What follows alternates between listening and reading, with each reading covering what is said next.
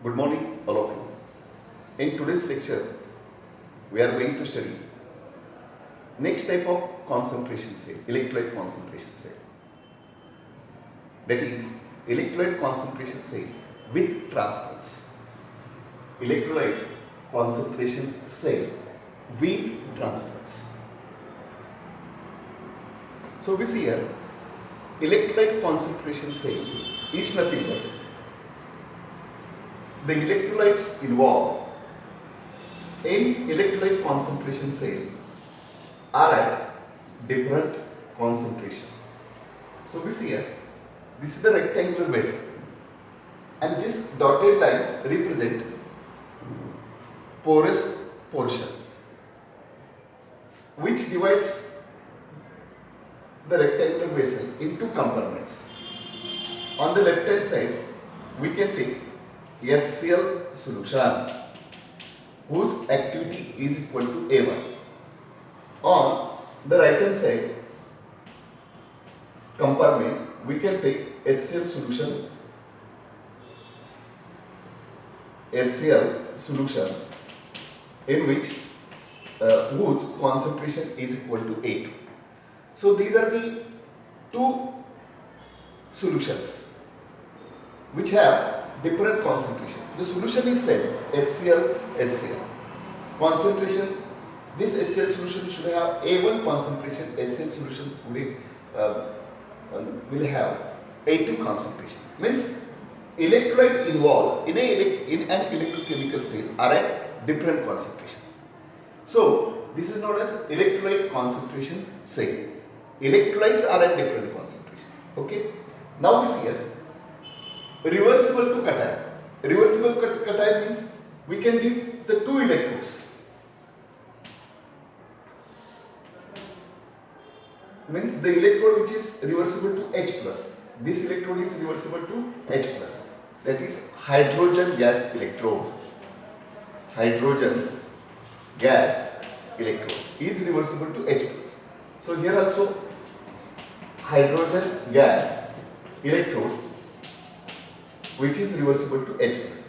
So electrolyte concentration cell reversible to cation. Okay. Now we see here.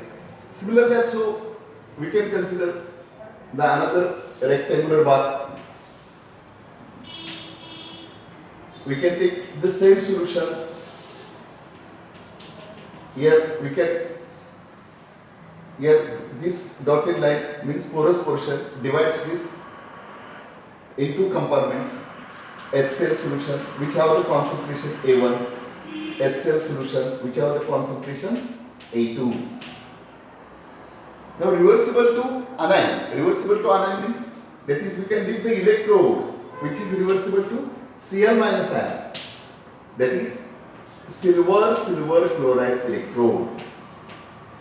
Silver chloride means Ag coated with AgCl. Here type of this electrode is metal insoluble salt electrode. Type of this hydrogen gas electrode, gas electrode. Okay. So here AgCl reversible to Cl minus. So this is the electrolyte concentration cell which is reversible to anion. Means anion means that is reversible to negative ion. All of it. So this is about the electrolyte concentration cell reversible to cation and reversible to anion. Next point is with the transference. With the transference. With the transference means here these are the two electrodes are in contact with each other. So near about the porous portion there is liquid potential is developed. Which potential? Liquid potential. We see here how. Here in the first case Cl minus transfer from right to left.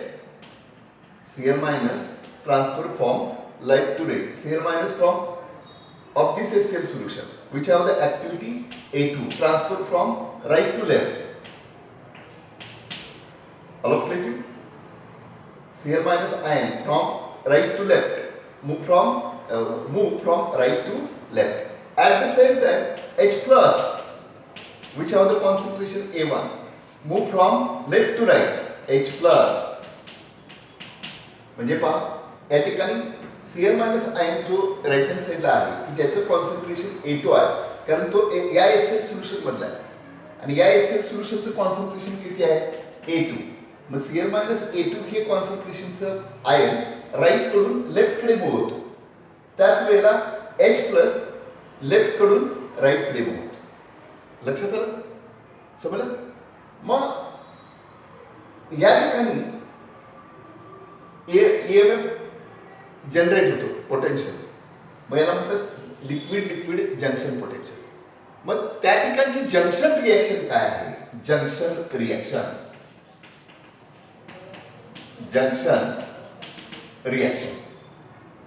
what is the junction reaction supposed to be T minus Cl minus A1 transfer from right to left so T minus Cl minus here we have to write A2 and T minus Cl minus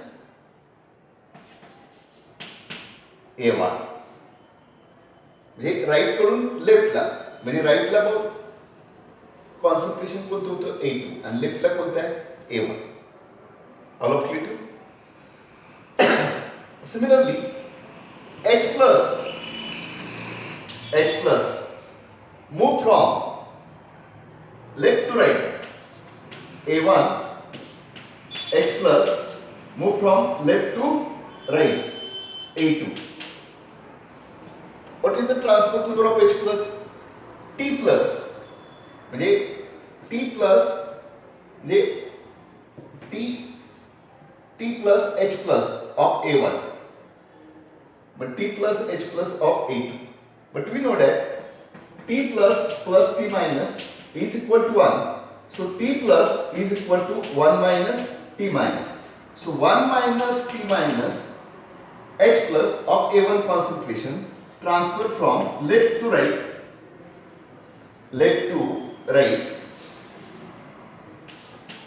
so 1 minus T minus H plus A2 म्हणजे इथे लक्षात येते का पहा की या ठिकाणी या निगेटिव्ह आयनचा ट्रान्सपोर्ट नंबर T मायनस आहे H प्लस आयनचा ट्रान्सपोर्ट नंबर काय आहे म्हणजे अशा पद्धतीने पहा मुळात T plus H plus A1 T plus H plus A2 but T plus T minus is equal to 1 algebraic sum of transport number of positive and negative ion always unity that is equal to 1 but T plus is equal to काय 1 minus मग मी ते इथं substitute केलेलं आहे 1 minus T minus H plus gives rise to 1 minus T minus H plus म्हणजे junction reaction ह्या दोन आहे या T plus च्या ऐवजी मी 1 minus T minus 1 पुट केलेलं आहे लक्षात घ्या या T plus transport number of H plus A1 transfer from left to right T plus H plus A2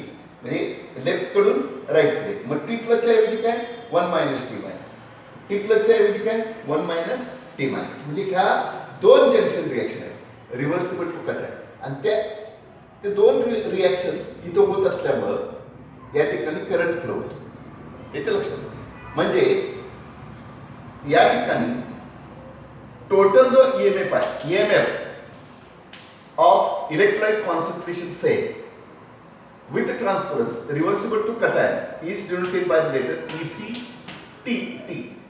ये हा EMF दोन याच्यामुळे एक इलेक्ट्रोड रिएक्शन आणि दुसरी रिएक्शन जंक्शन रिएक्शन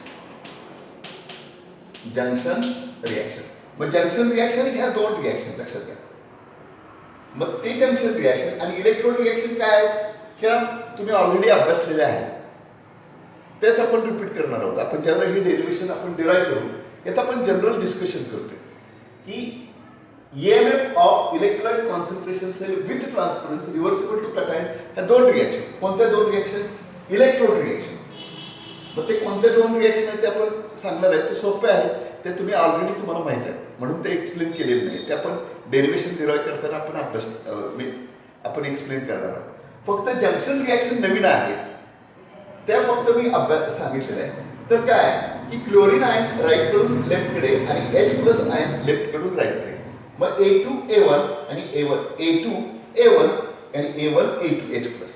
आता या ठिकाणी T मायनस त्याचा ट्रान्सपोर्ट नंबर आपण विचारात घ्यायला पाहिजे आणि T minus Cl minus negative ion असल्यामुळे इथे T मायनस घेतलं येते लक्षात.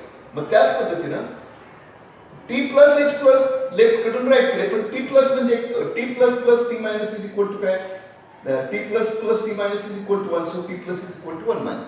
मग ह्या दोन जंक्शन रिॲक्शन मग ह्या दोन जंक्शन रिॲक्शन आणि त्याचबरोबर आपण इलेक्ट्रोड रिॲक्शन यांची बेरीज घ्यायची आणि बेरीज घेतल्यानंतर तुम्हाला ओव्हरऑल रिॲक्शन मिळेल आणि त्या ओव्हरऑल रिॲक्शन वरून EMF of electrolytic cell with transference reversible to cation हे तुम्हाला मिळेल. लक्षात ते काय डेरिव्हेशन आहे ते आपण नंतर. आता अशाच पद्धतीनं रिव्हर्सिबल टू अनायनच्या बाबतीत बघू. मग आता हे दोन HCl सोल्युशन त्यामुळे इलेक्ट्रोलाइट जे आहेत त्यांची कॉन्सन्ट्रेशन भिन्न आहे. रिव्हर्सिबल टू अनायन म्हणजे काय तर निगेटिव्ह आयनला रिव्हर्सिबल असणारा इलेक्ट्रोड आपण डीप केलेला आहे इलेक्ट्रोड. आता याचंही इलेक्ट्रोड रिॲक्शन याच पद्धतीनं फक्त इथं जंक्शन रिॲक्शन काय आहे ते पहा. आता रिव्हर्सिबल टू अनायन ज्या वेळेला असेल ज्या पद्धतीने आपण T मायनस Cl मायनस घेतलं त्याच पद्धतीनं T प्लस घ्यायचं. इथं रिव्हर्सिबल टू निगेटिव्ह आहे रिव्हर्सिबल टू पॉझिटिव्ह आहे त्यामुळे इथं आपण निगेटिव्ह घेतलं आणि इथं ज्यावेळेला निगेटिव्ह असेल त्यावेळेला तुम्ही कोणता आयन घेता H प्लस. पण H प्लस जो आहे तो लेफ्ट कडून राईट कडेच मूव्ह होतो जनरल लेफ्ट कडून राईट कडे. मग A1 A2 A1